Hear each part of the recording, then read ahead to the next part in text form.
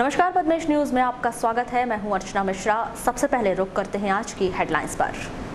Train की चपेट में आने से रेलवे के गेटकीपर की मौत, हरी झंडी दिखा रहा था गेटकीपर। नगर के बजरंग घाट रोड पर स्थित क्रॉसिंग में हुआ हादसा। 15 जून से शुरू हो रहे हैं स्कूल, मनाया जाएगा प्रवेशोत्सव, छात्रों को बांटी जाएंगी किताबें। पुरानी जाति प्रमाण पत्र से नहीं चलेगा काम, डिजिटल साइन वाला जाति प्रमाण पत्र ही होगा मान्य, प्रोफाइल पंजीयन कराने पर ही मिलेगा योजना का लाभ। जामुन के पेड़ से गिरने से एक व्यक्ति की मौत। नगर में जल्द शुरू होगी 24 घंटे पानी की सप्लाई की योजना, मीटर के हिसाब से देना होगा पैसा। और सब जूनियर फुटबॉल मैच वारासिवनी में खेले गए क्वार्टर फाइनल में धार ने भोपाल को हराया। और अब समाचार विस्तार से। बालाघाट कटंगी रेलवे लाइन पर बजरंग घाट रोड रेलवे क्रॉसिंग पर ट्रेन की चपेट में आने से रेलवे के गेटकीपर की मौत हो गई।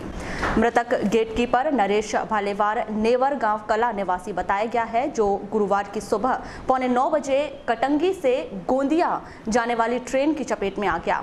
प्राप्त जानकारी के अनुसार रेलवे के गेटकीपर नरेश भालेवार की 2 वर्ष पहले शादी हुई थी। वह अपनी पत्नी और पिताजी के साथ पुलिस लाइन के पास किराए के मकान में रहता था और अपनी ड्यूटी करता था। गुरुवार की सुबह नरेश अपनी ड्यूटी पर बजरंग घाट रोड में रेलवे क्रॉसिंग गेट में गया था। सुबह करीब 8:45 बजे कटंगी से बालाघाट आ रही ट्रेन के समय उसने बैरियर गिरने दिया और फाटक के पार होते समय हरी झंडी दिखा रहा था। तभी वह थरथराते हुए इंजन के सामने आ गया और इंजन से घसीटते हुए चला गया। इसी दौरान उसकी मौत हो चुकी थी। यह भयानक हादसा देख ड्राइवर ने तत्काल ट्रेन रोकी और रेलवे स्टेशन पर सूचना दी। खबर मिलते ही कोतवाली का स्टाफ मौके पर पहुंचा और आगे की कार्यवाही की। वेद प्रकाश मीना। किस पोस्ट पे सर? SSC वारासिवनी। सर आज सुबह एक युवक ने, आपके यहाँ के कर्मचारी है, उन्हें सुसाइड कर लिया। सर क्या है पूरा मामला, कैसी जानकारी? इसके बारे में क्या बता सकते, कैसे सुसाइड? नहीं तो क्या लगता है, कैसे क्या देखा आपने आज? हम तो इंजन में आ रहे थे ड्राइवर के साथ में, और ये बाजू में था बैरियर की तरफ, और जब गाड़ी पास आई तो एकदम अंदर आ गया और थतर पतर होने लगा। तो मतलब ऐसे करने लगा। क्या नाम था इसका? नरेश भालेवार। कौन सी पोस्ट पे था सर ये? गेटकीपर। हाँ। अब तो कारण क्या लगता है सर सुसाइड करने? नहीं, ये सब मालूम नहीं। कमलदास भालेराव। कौन है आपका? लड़का है। क्या नाम है सर? नरेश भालेराव। घटना तो मेरे को मालूम ही नहीं ना। आपको जानकारी कहाँ से हुई? जानकारी आती है कि वो टाइम पेपर है ना रात वाला, उससे मेरे को फ़ोन किया। फ़ोन करने के बाद में बोले एक्सीडेंट हो गया ट्रेन से, तो बोले तुम आओ। तो फिर हम गए। फिर सवेरे 7 बजे मेरे से बोला बाबू मैं जाता हूँ। बोला जा बेटा। तो कुछ टेंशन में लग रहा था? नहीं, कोई टेंशन नहीं, बढ़िया रहते थे। जिला मुख्यालय सहित अन्य ग्रामीण क्षेत्रों में शासकीय स्कूल की घंटी शुक्रवार से बजना शुरू होगी। शुक्रवार को स्कूल में बच्चों के आगमन के साथ ही प्रवेश उत्सव मनाया जाएगा, जिसमें उन्हें तिलक लगाकर निःशुल्क पाठ्य पुस्तकों का वितरण कर विभिन्न कार्यक्रम आयोजित किए जाएंगे। स्कूल शुरू होते ही वर्ष भर चलने वाली विभिन्न गतिविधियों के लिए शालेय कैलेंडर जारी कर दिया गया है, जिसकी जानकारी जिला शिक्षा अधिकारी श्रीमती निर्मला पटले द्वारा MLB स्कूल में आयोजित एक बैठक में प्राचार्यों को दी गई। आयोजित इस बैठक में उन्होंने वर्ष भर चलने वाली इन गतिविधियों में शामिल होकर उसे पूरा करने के निर्देश दिए। स्कूलों में जैसे अभी राम ने बताया कि कैसे PPT के माध्यम से कि कैसे वृक्षारोपण किया जाना है, उसमें भी यहाँ पे कैसे अभियान की सफलता हेतु क्या ध्यान रखें, अभियान की सफलता हेतु हमको क्या ध्यान रखना है, इस PPT के माध्यम से बताया गया है कि नीम का बीज का रोपण, रोटी। आयोजित इस बैठक के संदर्भ में की गई चर्चा के दौरान जिला शिक्षा अधिकारी श्रीमती निर्मला पटले ने अपने विचार कुछ इस प्रकार व्यक्त किए। ये क्या मकसद है? कल से प्रवेश उत्सव शुरू हो रहा है, स्कूल बच्चों के लिए स्टार्ट हो रहे हैं। प्रथम चरण हमारा प्रवेश उत्सव का 2 जुलाई को हो चुका है। द्वितीय चरण कल 15 जून से होगा। 11 तारीख से शिक्षकों के लिए स्कूल स्टार्ट हो चुके हैं और 15 तारीख से सारे विद्यार्थी स्कूलों में पहुंचेंगे। इसीलिए साल भर की जो गतिविधियां किस प्रकार से संचालित की जाएं, इसके साथ ही आपको प्रारंभिक महीनों में क्या क्या काम करने हैं, जैसे जून के महीने में क्या काम करना है, जुलाई में क्या काम करना है। शिक्षकों और विद्यार्थियों की उपस्थिति आपको एम शिक्षा मित्र पर लगवाना है, खुद की स्वयं की लगवानी है। ये सारी बातें आज इनको वृक्षारोपण से संबंधित बातें बताई जाएगी कि 15 जुलाई तक आपको पूरे वृक्षारोपण अपने विद्यालयों में करने हैं। और इसके साथ ही आपका परीक्षा जो हमारे परिणाम आए हैं उनकी हमको समीक्षा करनी है। स्कूल चलो हम अभियान के बारे में चर्चा करनी है। निःशुल्क पाठ्य पुस्तक वितरण जो मैक्सिमम कल ही हमारे प्राचार्य स्कूलों में विद्यार्थियों को कर देंगे, इसकी हमको जानकारी देनी है। इसके साथ ही समेकित छात्रवृत्ति के अंतर्गत मैपिंग और प्रोफाइल अपडेशन, ये दोनों की कार्यवाही भी 31 जुलाई तक करनी है। ये इनके बारे में भी हमको जानकारी देना है। और बहुत सारी ऐसी बातें जो कि इनको अपने विद्यालय स्तर पे करना है। इनको ट्रेनिंग हमको अभी देनी है CCE की। CCE ट्रेनिंग के अनुसार जब वो लेके जाएंगे तो अपने किस प्रकार से गतिविधियां स्कूलों में संचालित करवाएंगे। इसके साथ ही शालेय कैलेंडर का, यदि आप अनुसूचित जाति या अनुसूचित जनजाति वर्ग में आते हैं और आपके पास लाल रंग का जाति प्रमाण पत्र है तो अब इस जाति प्रमाण पत्र से काम नहीं चलेगा। आपको विभागीय योजनाओं का लाभ लेने के लिए डिजिटल साइन वाला जाति प्रमाण पत्र प्रोफाइल पंजीयन कराना होगा। जनजाति कार्य विभाग द्वारा जारी किए गए इस नए आदेश की जानकारी देने के लिए गुरुवार को MLB स्कूल में एक बैठक का आयोजन किया गया, जिसमें आदिवासी विभाग सहायक आयुक्त सुधांशु जैन ने जिले के समस्त स्कूलों के प्राचार्यों को प्रोफाइल पंजीयन की विस्तृत जानकारियां दी। MLB स्कूल में आयोजित इस बैठक के संदर्भ में की गई चर्चा के दौरान आदिवासी विभाग के सहायक आयुक्त सुधांशु जैन ने अपने विचार कुछ इस प्रकार रखे। इस बैठक में जो ट्राइबल डिपार्टमेंट द्वारा जो मेन जो दिशा निर्देश दिए गए वो प्रोफाइल रजिस्ट्रेशन से संबंधित है, क्योंकि सभी अनुसूचित जाति और जनजाति वर्ग के व्यक्तियों का और बच्चों का प्रोफाइल रजिस्ट्रेशन कराया जाना है और ये कार्य ज़िले में काफ़ी गंभीरता से चल रहा है। तो अब चूँकि शिक्षण संस्थाएं खुल रही हैं और ये बच्चे भी शिक्षण संस्थाओं में आ जाएंगे, तो इनका प्रोफाइल रजिस्ट्रेशन सारे बच्चों का हो सके, इसके संबंध में इनको प्रोफाइल रजिस्ट्रेशन कैसे किया जाना है और इनके लिए क्या आवश्यकताएं होंगी, इनके सेंटर क्या हैं, ये सारी जानकारियां इनको दी गई हैं। क्यों ज़रूरी है ये प्रोफाइल अपडेशन? प्रोफाइल अपडेशन इसलिए ज़रूरी है कि प्रोफाइल अपडेशन सारी योजनाएं शासन की ऑनलाइन हो रही हैं और सभी योजनाएं ऑनलाइन हो रही हैं और इनका ऑनलाइन लाभ प्राप्त कर सकें और तेज़ी से प्राप्त कर सकें और इसमें किसी तरह की अनियमितता न हो, इसके कारण प्रोफाइल रजिस्ट्रेशन ज़रूरी है। प्रोफाइल रजिस्ट्रेशन कराने के बाद अपने प्रोफाइल रजिस्ट्रेशन नंबर के माध्यम से वो बच्चा शासन की जो योजनाएं हैं उनका ऑनलाइन लाभ प्राप्त कर सकेगा, उनका ऑनलाइन आवेदन भर सकेगा और उसके अपने आवेदन का ऑनलाइन स्टेटस उसको हमेशा पता। शिक्षण सत्र शुरू होते ही एम शिक्षा मित्र ऐप पर अटेंडेंस शासन द्वारा अनिवार्य कर दिया गया है। वहीं दूसरी ओर शिक्षण संघ द्वारा इस अटेंडेंस का विरोध किया जा रहा है। अटेंडेंस की अनिवार्यता के संदर्भ में की गई चर्चा के दौरान जिला शिक्षा अधिकारी श्रीमती निर्मला पटले ने बताया कि मुख्यमंत्री शिवराज सिंह चौहान ने एम शिक्षा मित्र ऐप पर अटेंडेंस लगाने के आदेश दिए हैं। यदि कोई विभाग से जुड़ा व्यक्ति इन आदेशों का पालन नहीं करता तो उस पर उच्च स्तर से शासन द्वारा कार्यवाही की जाएगी। मैडम अटेंडेंस को भी लेकर काफी स्थिति बनी है, कब से लागू किया जाना है इसको? अटेंडेंस तो पहले से ही लागू है, लेकिन बीच में कुछ ऐसी स्थिति बन गई थी कि कुछ संघ के प्रतिनिधि CM महोदय के पास पहुंचे थे तो शायद उन्होंने कुछ आश्वासन दिया था, लेकिन अब CM महोदय ने भी बोल दिया है कि अटेंडेंस लगेगी और सभी टीचर्स को, सभी अधिकारियों को अटेंडेंस लगाना अनिवार्य है। इसलिए कल से सभी की 15 तारीख से सारे बच्चों की उपस्थिति भी दर्ज कराना है और शिक्षक लोग तो लगाना शुरू कर दिए हैं। जिन्होंने नहीं लगाया है या नहीं लगा रहे हैं उनके ऊपर शासन से ही कार्यवाही की जाएगी और लगाना अनिवार्य है। कई जगह इंटरनेट का भी वो बता रहे हैं। हाँ ठीक है, इंटरनेट के प्रॉब्लम का कोई इशू नहीं है यहाँ पर। जब वो अपने विद्यालयों में जाएंगे, मान लीजिए कि इंटरनेट वहाँ पर नहीं है तो वहाँ पे जाके लगा देंगे, लेकिन जब वो इंटरनेट के रेंज में आएंगे तो उस समय अपने आप उस समय उनकी अटेंडेंस लग जाएगी जिस समय पे उन्होंने लगाया था। मैसेज के द्वारा भी लगा सकते हैं और मैसेज कितने बजे किया वो वहाँ पे सॉफ्टवेयर में दिखाई दे जाएगा। मैडम ये भी देखा गया है कि कई टीचरों को अटेंडेंस के बारे में नॉलेज नहीं है। सभी के लिए ट्रेनिंग हो चुकी है और यदि ऐसी कोई परिस्थिति बनती है तो फिर हम लोगों को ट्रेनिंग दे देंगे, कोई दिक्कत नहीं है और उसमें ट्रेनिंग की कोई आवश्यकता नहीं है। यहाँ पे पहले ही ट्रेनिंग। बालाघाट नगर में आगामी कुछ ही दिनों में 24 घंटे पानी की सेवा शुरू हो जाएगी। नगर पालिका द्वारा 24 घंटे पानी वाला नल कनेक्शन की 80% तैयारी पूरी कर ली गई है। वहीं लोगों को भी इस योजना के चालू होने का इंतजार है।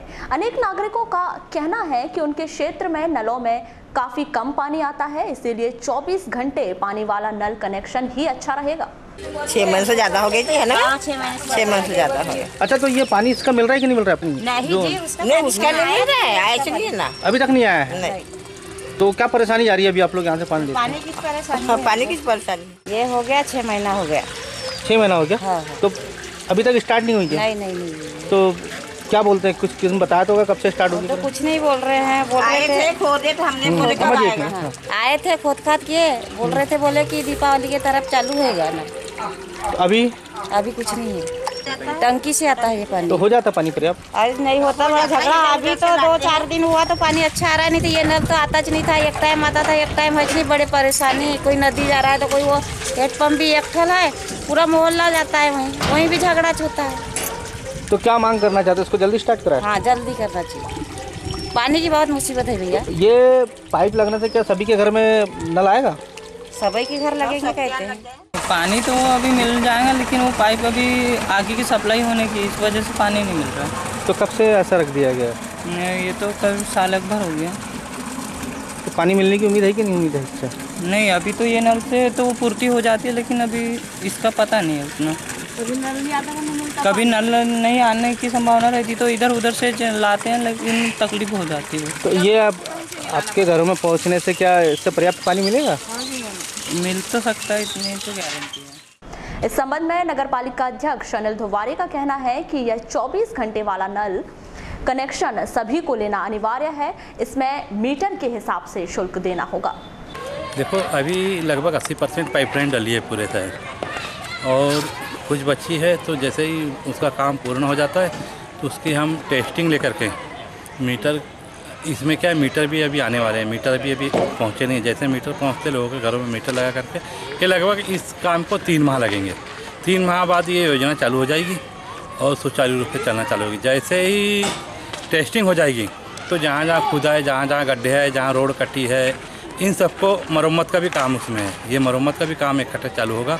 और अभी जैसे धूल उड़ती है, कहीं पे पानी जमा हो रहा है, ये दिक्कत से भी हमको निजात मिलेगी। शहर में कितने लोगों को इससे नहीं, शहर में हर घर में इसका कनेक्शन देंगे, हर घर में नल लगेगा, क्योंकि जो सार्वजनिक नल है वो लगभग पूरे बंद हो जाएंगे। सभी को इसका कनेक्शन लेना अनिवार्य है। सभी लोग कनेक्शन लेंगे, जब भी सभी को पानी मिल पाएगा। सर, कितने करोड़ की योजना है ये? ये लगभग 44 करोड़ की योजना है। तो 3 महीने और इंतजार करना पड़ेगा? लगभग 3 महीने और नगरवासियों को इंतजार करना पड़ेगा, क्योंकि काम की गति अभी थोड़ी धीमी पड़ गई थी बीच में। इसका शुल्क लेने की प्रक्रिया कैसे? ये तो मीटर के हिसाब से आएगा। तो मीटर लगेगा? जैसा पानी लेंगे, जितना लोग खर्च करेंगे उतना आएगा। अच्छा, बिजली बिल के साथ में? हाँ, मीटर के साथ में जैसा मीटर भी लगेगा। जर्मनी टेक्नोलॉजी का मीटर है, बढ़िया सेंसर लगे हुए हैं। घरों में लगेंगे? घरों में सबके नल और मीटर दोनों एक साथ लगेंगे। कंपनी इसका मेंटेनेंस भी करेगी। ठीक है सर, 24 घंटे पानी देगा? 24 घंटे, जितना पानी होगा उतना, जितना उपयोग करोगे आप उतना बिल आएगा। अभी हम दोनों टाइम दे रहे हैं, उसमें इसमें पानी भी कम लगेगा। वारासिवनी के पास रेंगा टोला में एक व्यक्ति की जामुन के पेड़ से गिरने से मौत हो गई।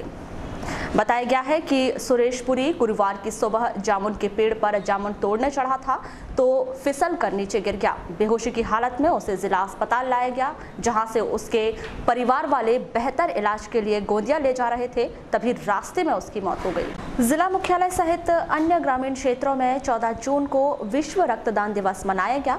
विश्व रक्तदान दिवस के इस अवसर पर जिले के विभिन्न स्वास्थ्य केंद्रों में रक्तदान शिविर का आयोजन किया गया, जिसमें विभिन्न संगठनों और आम नागरिकों द्वारा रक्तदान किया गया। आयोजित इस रक्तदान शिविर के संदर्भ में की गई चर्चा के दौरान रक्तदान करने वाले युवक मयंक दुबे ने बताया कि एक बार रक्तदान करने से 3 लोगों की जान बचाई जा सकती है। मैं सबको ये सजेशन देना चाहता हूँ कि हर किसी को अपना रक्तदान बहुमूल्य दान में देना चाहिए। इससे हम कई लोगों की जान बचा सकते हैं। हमारा एक बार रक्तदान किया हुआ 3 लोगों की जान बचा सकता है। तो बिल्कुल रक्तदान करना चाहिए, इससे हमारे शरीर को भी लाभ होता है और हम लोगों की जान बचा ही सकते हैं। वहीं भारत विकास परिषद संघ के पदाधिकारियों ने अपने विचार कुछ इस प्रकार व्यक्त किए। मैं डॉक्टर दीपांग रामटेकर, मैं भारत विकास परिषद में मुझे जिला सह समन्वयक का दायित्व है। आज 14 जून विश्व रक्तदान दिवस के अवसर पे भारत विकास परिषद जिला बालाघाट की ओर से हमने रक्तदान शिविर का आयोजन किए और लगभग 40 से 50 मिनट हमने ब्लड का डोनेशन। क्या संदेश देना चाहेंगे आप? संदेश ये है कि हमारा बेसिकली समाज को हम अग्रसर करना चाहते हैं कि रक्त की जो ज़रूरत पड़ती है उसमें किसी की रक्त के अभाव में मृत्यु न हो। आज दिनांक 14 जून 2018 विश्व रक्तदान दिवस के अवसर पर भारत विकास परिषद की बालाघाट शाखा विवेकानंद शाखा के तत्वाधान में लांजी, कटंगी और वाराणसी शाखा के सदस्यों द्वारा रक्तदान किया गया। भारत विकास परिषद अपने उद्देश्य की पूर्ति के लिए ऐसे कार्यक्रम समय समय पर करते रहता है जो कि समाज सेवा से जुड़े हुए कार्य होते हैं और यह रक्तदान एक महादान है और इस दान जैसा दान कोई नहीं है और मानव सेवा से बड़ी सेवा कोई नहीं है। बस इसी उद्देश्य को लेकर हमारा संगठन कार्य कर रहा है और हम अनेकों ऐसी योजनाएं हैं जिस पर हम जो है सदैव कार्य करते रहते हैं। आयोजित इस विश्व रक्तदान दिवस के संदर्भ में की गई चर्चा के दौरान blood bank incharge doctor R.K. Verma ने बताया कि 1 जून से 30 जून तक रक्तदान दिवस मनाया जाता है, लेकिन विशेष तौर पर 14 जून को विश्व रक्तदान दिवस मनाते हैं, जिसमें लोगों में रक्तदान के प्रति जागरूकता लाई जाती है। क्योंकि हर वर्ष 1 जून से 30 जून तक विश्व रक्त माह के रूप में मनाया जाता है और उसमें से 14 जून का एक स्पेशल कुछ ज़्यादा ही महत्व रहता है क्योंकि आज के दिन ब्लड डोनेशन डे होता है। तो अभी तक करीब 12 ब्लड यहाँ ब्लड बैंक में आने के स्वैच्छिक रक्त दाताओं के द्वारा आ चुके हैं और अभी ये कार्यक्रम आज शाम तक दिन भर चलने का है। वर्धमान जैन स्थानक श्रावक संघ के तत्वाधान में 8 दिवसीय ज्ञान ध्यान धार्मिक शिविर का आयोजन किया गया है, जिसका समापन शुक्रवार को मेन रोड स्थित स्थानक भवन में किया जाएगा।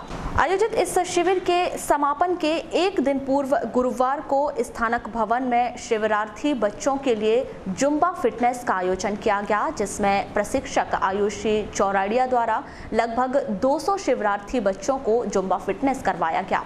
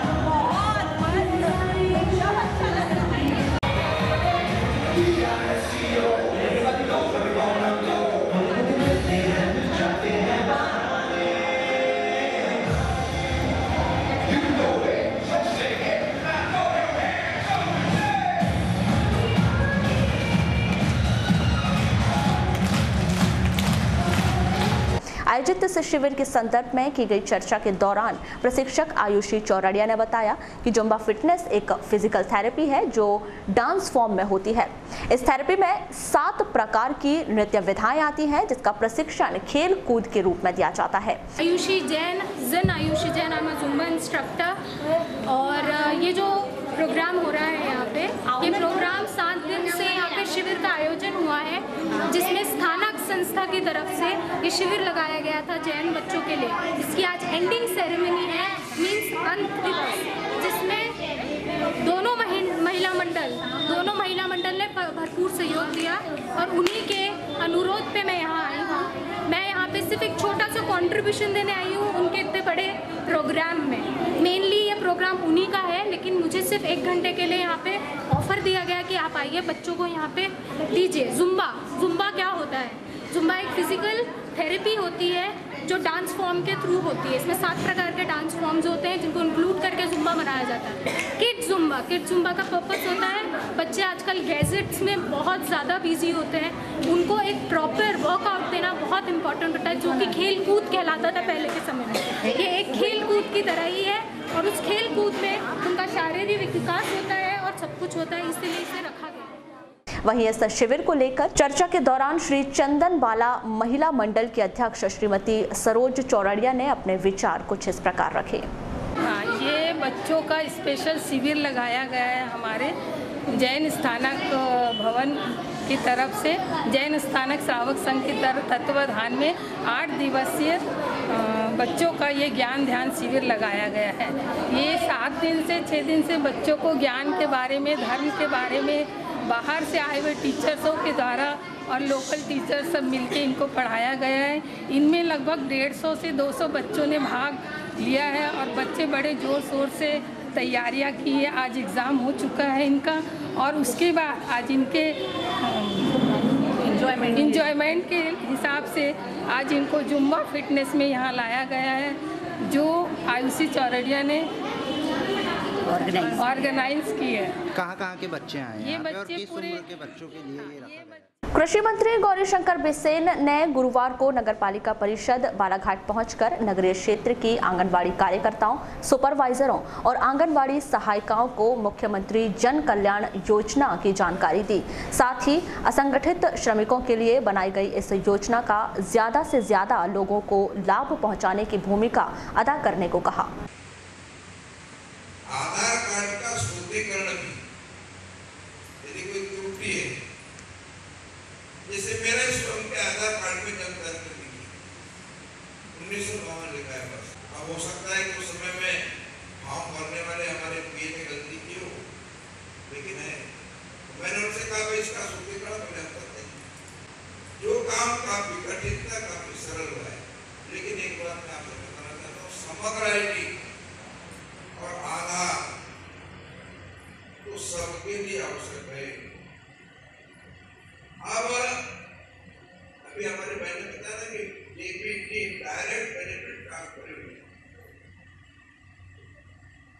चाहे हमारे किसानों को अनुदान देना हो, चाहे हितग्राही को उसका पैसा देना हो, चाहे प्रधानमंत्री आवास का पैसा देना हो, सारा खाते में हस्तांतरण होना है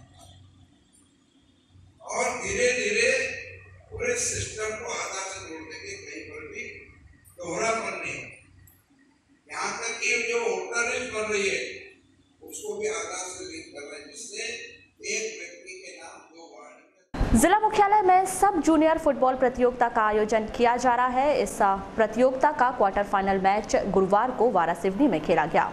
नगरपालिका अध्यक्ष विवेक पटेल और फुटबॉल संघ के सचिव सुनील यादव की प्रमुख उपस्थिति में खेले गए इस मैच में धार की टीम ने भोपाल की टीम को 5 गोलों से हराया।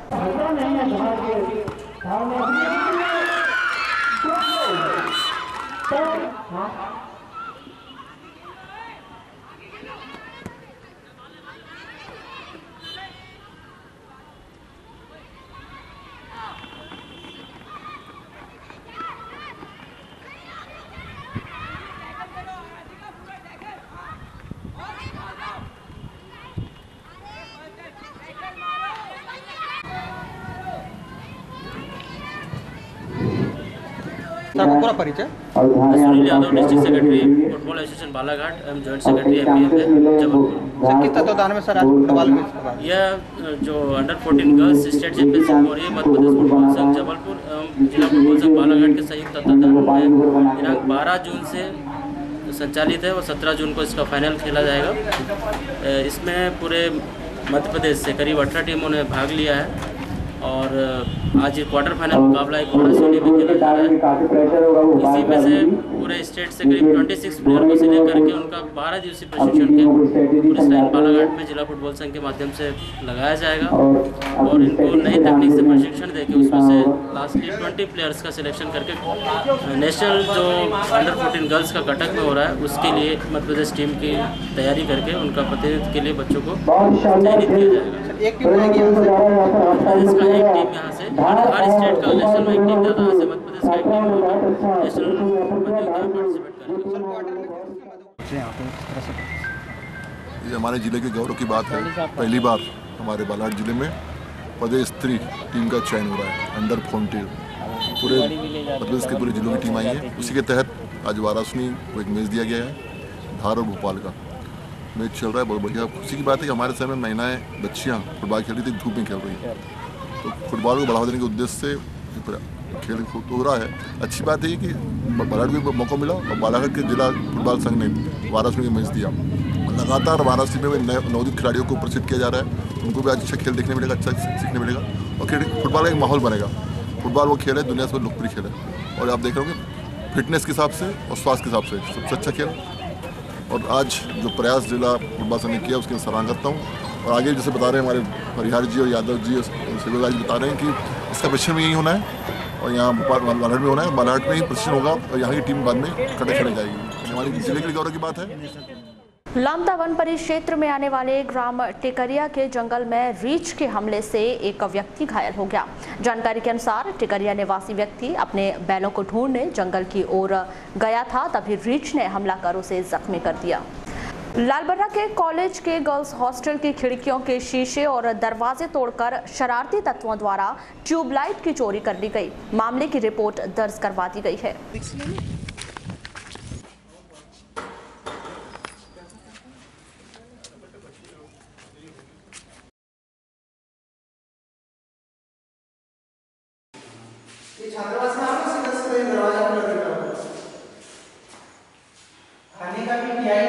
ट्यूबलाइट गायब है तो 2 कमरों के दरवाजे तोड़े। ट्यूबलाइट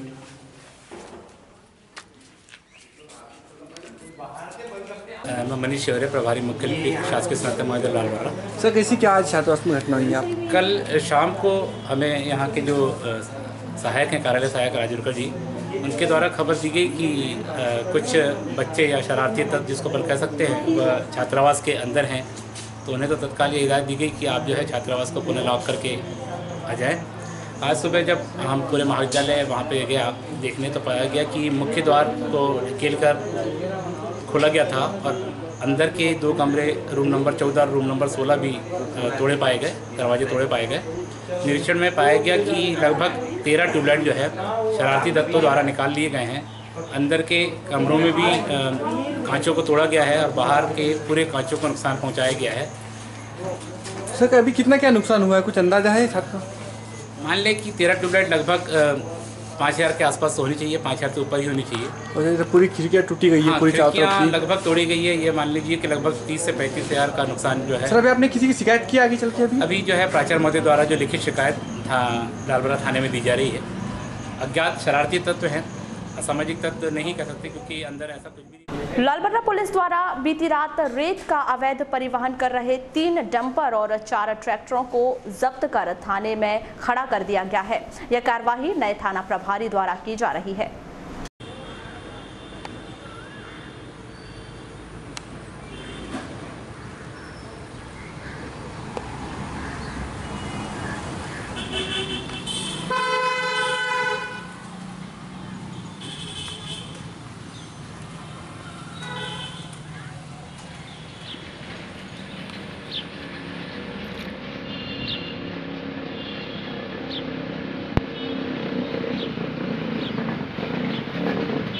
लालबरा क्षेत्र के ग्राम अमोली में वार्ड नंबर 20 में साफ सफाई नहीं होने से नाली जाम हो गई है।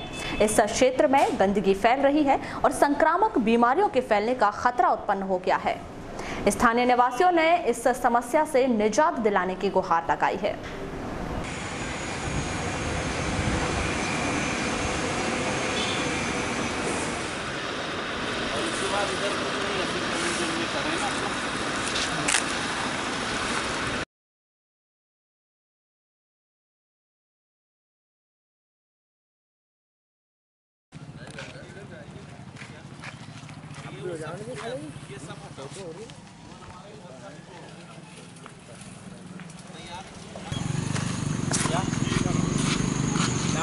मैं नीरज पसीन है, वार्ड नंबर 20 का मेंबर। तो कैसी क्या समस्या है आपके वार्ड में?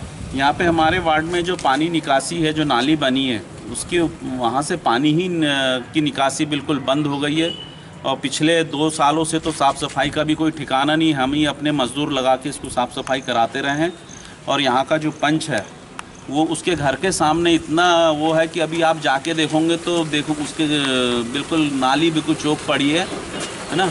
और ये जो हमारे वार्ड की जो नाली है इस पर अवैध रूप से ऊपर कंक्रीट कर दिया गया, नाली पैक कर दी गई है जिसके कारण नाली साफ़ नहीं हो सकती। नाली साफ़ नहीं होने के कारण पानी की निकासी सुचारू रूप से नहीं हो रही है। इस वजह से हमारे घर में, मेरे निवास में पूरा पानी घुस रहा है अंदर, गंदा पानी। आप क्या चाह रहे हैं पंचायत से, क्या तो हम ये सरपंच महोदय को अभी बुलाएं, उप सरपंच महोदय को बुलाएं और साथ में बीडीसी प्रतिनिधि को बुलाए हैं। इनसे हम निवेदन कर रहे हैं ताकि हम अपने घर में अच्छे से रहें, बीमारी हमारे घर में प्रवेश ना करे, इसकी साफ सफाई की व्यवस्था करें। मनीष कुशवाहा, स्थानीय निवासी, वार्ड नंबर 20। क्या अभी विगत कई वर्षों से यहाँ पे एक पानी की निकासी की दिक्कत बनी हुई है, जो यहाँ पे लोगों ने अपने घरों के सामने में जो चबूतरा बना रखा है उसके कारण पानी की निकासी नहीं हो पा रही है। ये नाली साफ़ सुथरी है। मेरे भी घर के अंदर कम से कम 3 फीट पानी, जब भी पानी आता है तो पानी भर जाता है। तो अभी आप क्या चाह रहे हैं? ये पूरी नाली सफाई होना चाहिए, पानी की निकासी साफ़ सुथरी होना चाहिए। सामने के चबूतरे तोड़े, सामने पूरे मकानों के जो सामने चबूतरे अब लोगों ने बना लिए अपने मकानों के और घर जो सामने से अतिक्रमण कर चुके नाली के ऊपर से, नाली के ऊपर जो अतिक्रमण कर चुके हैं उसको हटा के पानी निकासी की व्यवस्था साफ़ सुथरी होना चाहिए। सर कैसी क्या समस्या है आपकी पंचायत में आज? और पंचायत में ये जो वार्ड नंबर है हमारा, ये एक्चुअली में जहाँ पर ये समस्या है ये आता अमोली ग्राम पंचायत में, लेकिन लालबरा पंचायतों का समस्त पानी आता है यहाँ पर कुछ वार्डों का हमारे। एक्चुअली में क्या है, यहाँ पर लगभग 100 मीटर पर नाली के ऊपर पक्का कंस्ट्रक्शन का निर्माण किया गया है। इसके कारण यहाँ पर सफाई नहीं हो पा रही और जो पहला पानी आता है और उससे जो है बहुत सारे मकानों में पानी जाने की जानकारी प्राप्त और जा रहा है। तो वो जो पक्का कंस्ट्रक्शन जिन लोगों ने नाली के ऊपर किए हैं उसको हटाने की मांग की गई है। अब उसको जो है पक्का कंस्ट्रक्शन जिन्होंने किया है उनको बोल दिया जा रहा है कि आप पक्का कंस्ट्रक्शन खुद हटा लें, अन्यथा हम ग्राम पंचायत के द्वारा जेसीबी मशीन या आदमी ला के हम लोगों को इसको मजबूरी में इसको हटाना पड़ेगा और फिर नाली क्लियर करना पड़ेगा। इसके अलावा भी यहाँ पर जो है इस नाली में पीएचई का एक बहुत बड़ा पाइप गया है, वो भी पानी की निकासी को रोक रहा है। इस संबंध में पीएचई विभाग को भी जो है एक पत्र लिखा जा रहा है। पूर्व में भी उनको जानकारी दी थी, फिर अभी वारासिवनी के एक राइस मिल में चोरी करते हुए महिला और बच्चों को रंगे हाथों पकड़ा गया और पुलिस को खबर देकर चोरों को पुलिस के हवाले किया गया। पहले ये खेत का किए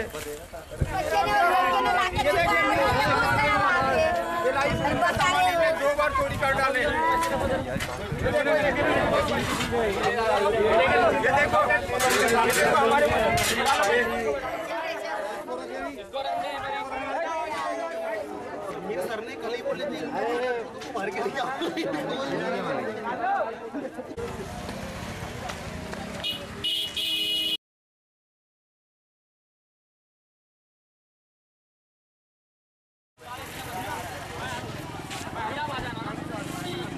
युवराज Chauhan, ward number 14, Rampali road, Waraseoni. क्या घटनाक्रम हुआ भैया? ये मेरी राइस मिल है, श्री गणेश राइस मिल।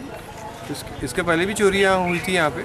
आज जो चोरी हुई, इन्हें दीवार फोड़ के आज उनको रंगे हाथ अपन ने पकड़ लिए कि पीछे कोई लड़का आया था, बाथरूम आया था, तो उनने पकड़ा और मुझे बताया कि भैया बोले चोरी कर रहे हैं। तो उनको निकलते हुए अपन ने वहाँ से पकड़े और वो दिनेश बोगड़े जी का खेत है बाजू में यहीं, तो वो कमरे में घुस गया था और एक लड़का भाग गया था। कहाँ के हैं वो लोग? ये तो पता नहीं, पर कुछ लेडीज़ लोग भी हैं इनके साथ और 2 बच्चे हैं। अपने वाराणसी के कहीं बाहर के हैं? इसके बारे में आइडिया नहीं है। क्या क्या लेके गया? राड है, छन्ने की राड है, लोहे का सामान। कितनी कीमत रहेगी? 2-3 हज़ार रुपये।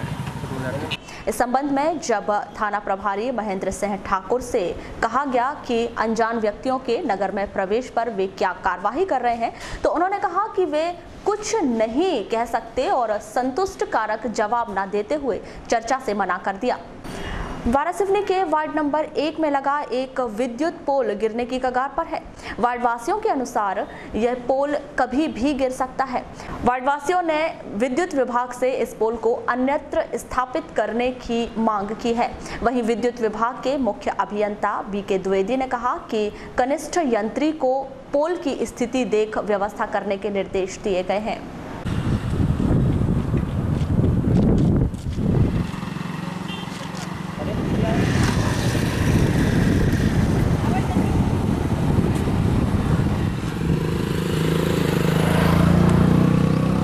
मेरा नाम कमल किशोर फुलवान।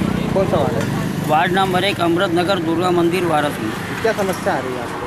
समस्या ये है कि जो नालियाँ बनी हैं, जो नाली के बाजू में जो पोल लगे हुए बड़े वाले, वो कभी भी गिरने की संभावना है। और नाली से बाजू में जो पुलिया बना हुआ है, वहाँ गड्ढे होते जा रहे हैं, वहाँ पुलिया बनाया जाए। गड्ढे के साइड में पोल लगा हुआ है जहाँ से 11 kV लाइन गई हुई है, उसके ऊपर वो वायर कम से कम 5-6 बार नीचे गिर चुका है। हमने विद्युत विभाग को भी दिया गया, मगर विद्युत विभाग में उसकी कोई कार्रवाई नहीं हुई। उसके बाद में 6-7 बार गिरने के बाद भी हम लोग उस लाइन को 4-5 बार उसको बुला के ठीक करवाते हैं, मगर ना बिजली विभाग वाले ध्यान देते, ना ये जो नाली बना रहे हैं ये ध्यान देते। समस्या एक चीज़ ये है कि ये जो अभी जो नालियाँ बनी है और यहाँ की नालियाँ अधूरी पड़ी हुई है, और क्या कहते हैं कि इधर जो पाइप डले हुए वो भी फूट गए हैं। और दूसरी बात क्या कहते हैं कि ये जो पोल गड़ा हुआ है, ये पोल क्या कहते हैं, एक तो नाली बराबर बनी नहीं है और बिल्कुल नाली से लग कर के अगर बारिश का पानी अगर उतरता है और अगर क्या कहते हैं कि होता है तो पोल की मट्टियाँ निकल जाएगी और पोल गिरकर एक तो क्या कहते हैं कि रोड पे क्या कहते हैं कि आएगा, या फिर हम लोगों के घरों पे गिरेगा। जो भी 10-11 घर उस 11 kV लाइन के नीचे से बसे हुए हैं, तो कोई भी जनधन हानि हो सकती है। तो क्या मांगे? आपने शिकायत की है कहीं आपने इस संबंध में? जी, मैंने क्या कहते हैं कि शिकायत क्या कहते हैं वहाँ पर विद्युत विभाग में किया था, पर अभी तक कोई कार्रवाई नहीं हुई है। जैसा कि आप बता रहे हैं कि वहाँ पर पहले पोल खड़ा किया गया जो MPRDC के कॉन्ट्रैक्टर द्वारा, उसके बाद नाली बनाई गई। इससे मेरी यह समझ में आ रहा है कि जिसने कॉन्ट्रैक्टर ने पोल खड़ा किया उसने पोल तो सही खड़ा किया, लेकिन जिस कॉन्ट्रैक्टर ने नाली बनाया उसने गलत जगह पर नाली बना दी है, जिसके कारण से पोल झुक गया है। तो अभी हम उसको दिखवा रहे हैं और यदि आसपास कहीं आगे पीछे कहीं जगह खाली है तो पोल को हम आगे या पीछे पर जगह जहाँ पर खाली वहाँ पर पोल को शिफ्ट कराएंगे।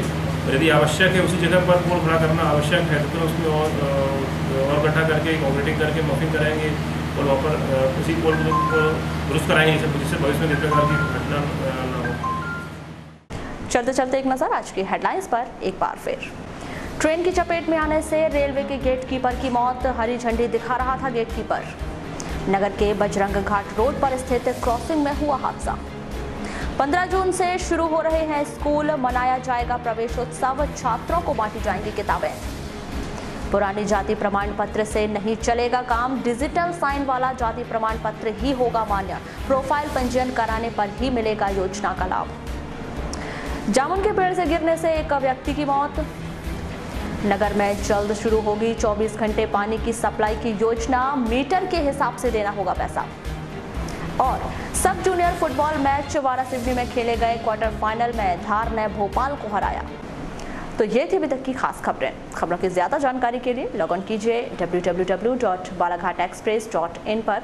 इसके अलावा आप अपने एंड्रॉइड फ़ोन से प्ले स्टोर पर जाकर बालाघाट एक्सप्रेस ऐप भी डाउनलोड कर सकते हैं। तो आज बुलेटिन में बस इतना ही। अगले न्यूज़ बुलेटिन के साथ फिर मुलाकात होगी, तब तक के लिए नमस्कार।